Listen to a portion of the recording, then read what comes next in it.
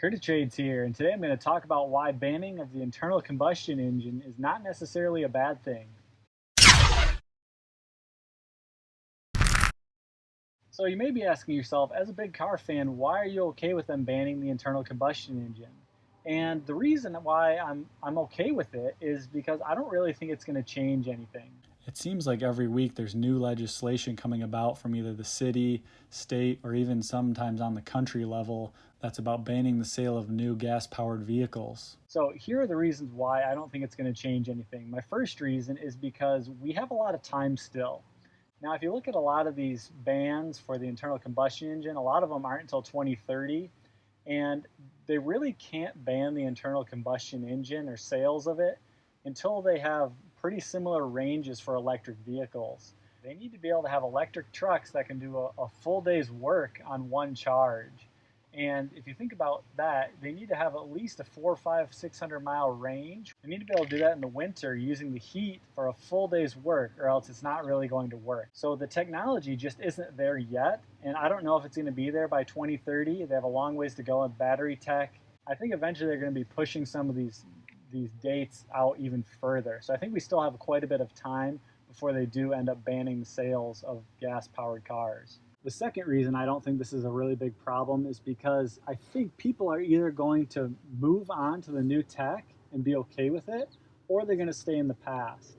If you move on to the new tech, you're actually going to enjoy these new features that they have. You're going to enjoy the power that electric vehicles have. Things like Tesla's autopilot and lane keep assist, for example. If you think about a lot of the new tech that's been around in the past 10, 20 years, like touchscreens, for example, I think people are starting to really enjoy these things and like the convenience of them. For example, keyless entry. And if you look, people are starting to retrofit older cars with touchscreens now because they want things like Apple CarPlay or Android Radio, for example. I think in the future, more and more people are going to start to get used to electric vehicles, and I think it just takes some time to get used to something new. And once we're all used to electric vehicles, it's not going to be really that big of a change anyways. So I think that we just really need to get used to the new technology. And the third reason why I don't think it's that big of a deal is because if you are someone who really enjoys the older cars, think pre-electronics, pre-touchscreens, I don't think you're going to buy a new car anyway, so this won't really affect you. You will still be keeping your old 1990, 1980 car, your muscle car. You're going to be fixing it up forever anyways, and you're not going to want to buy a new car with all this new tech.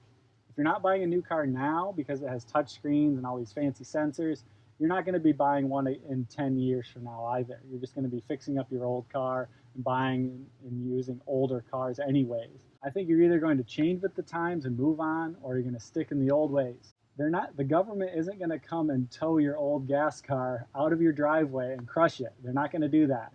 They're just going to ban the sales of new gas cars.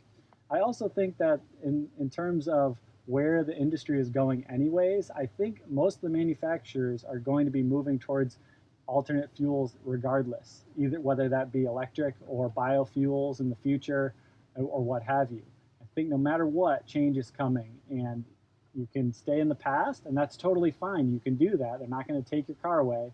Or you can move on to new times and try out these new cool electric cars and see what they have to offer. Because I think once you make the jump to an electric car, I think you're actually going to really like it. If you like what you saw, please subscribe because it's super helpful to me, and thanks for watching.